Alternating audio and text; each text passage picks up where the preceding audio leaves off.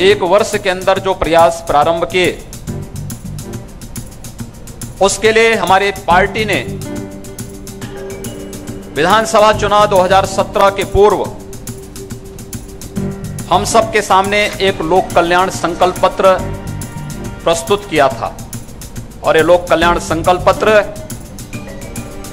उत्तर प्रदेश की आम जन की भावनाओं का प्रतिनिधित्व करने वाला एक ऐसा महत्वपूर्ण दस्तावेज है जिसके बल पर आज पूरे प्रदेश के अंदर हमारी सरकार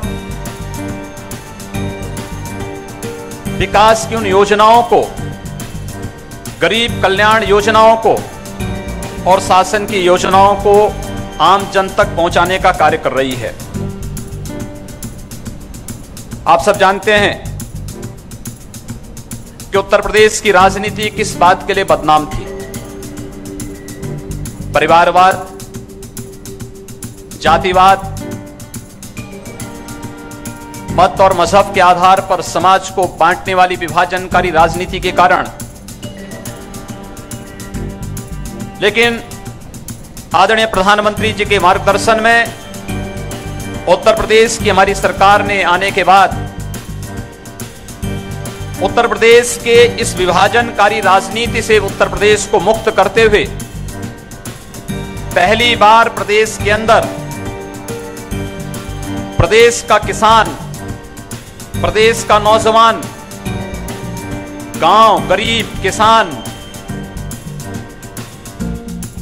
दलित, वंचित और समाज के अंतिम पायदान पर खड़ा हुआ व्यक्ति भी शासन की एजेंडे का हिस्सा बन सकता है, यह सब देखने को मिला। और उसके अनुरूप हम लोगों ने जब कार्य प्रारंभ किया, हम सबके सामने चुनौती थी। जब 19 मार्च 2017 को हमारी सरकार ने पदभार ग्रहण किया, प्रदेश का खजाना खाली था। प्रदेश में सरकारी कर्मचारियों के सामने वेतन एक चुनौती थी। प्रदेश में 1,21,000 किलोमीटर से अधिक सड़कें गड्ढा युक्त थीं। प्रदेश में विद्युत वितरण की व्यवस्था में वीआईपी कल्चर लागू थी। प्रदेश में व्याप्त अराजकता और गुंडाराज की स्थिति थी। प्रदेश का किसान आत्महत्या कर रहा था। प्रदेश में निवेश करने की बात तो एक सपना थी। उत्तर प्रदेश का जो उद्योगपति था, व्यापारी था, वह पलायन कर रहा था। प्रदेश में भय और दहशत का माहौल था।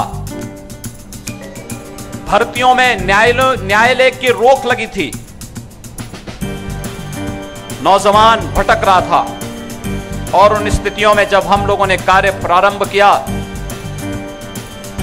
तो पहली कैबिनेट में आदरणीय प्रधानमंत्री जी के किसानों की आय को दुगना करने के उस संकल्प के साथ अपने आप को जोड़ते हुए वर्षों से जो किसान प्रदेश का बदहाल था,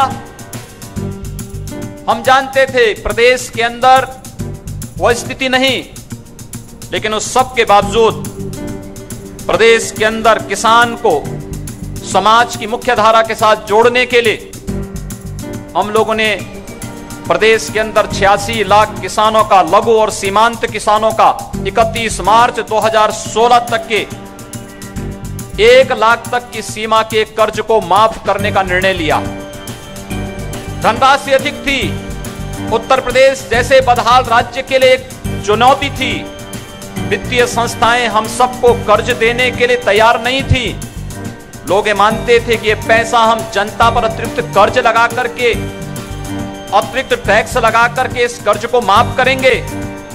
लेकिन मुझे बताते हुए प्रसन्नता है कि हमने अपने सभी सहयोगियों की मदद से फिजूल खर्ची पर रोक लगाकर, अनावश्यक योजनाओं को रोककर प्रदेश के अंदर जनता पर अतिरिक्त बोझ दे बगैर प्रदेश के किसानों की लघु और सीमांत किसानों के फसली ऋण को माफ करने का कार्य किया और देश के अंदर पहली सरकार है जिसने सफलतापूर्वक किसान फसल ऋण मोचन के कार्यक्रम को सफलतापूर्वक पूरे अपने प्रदेश के अंदर लागू किया।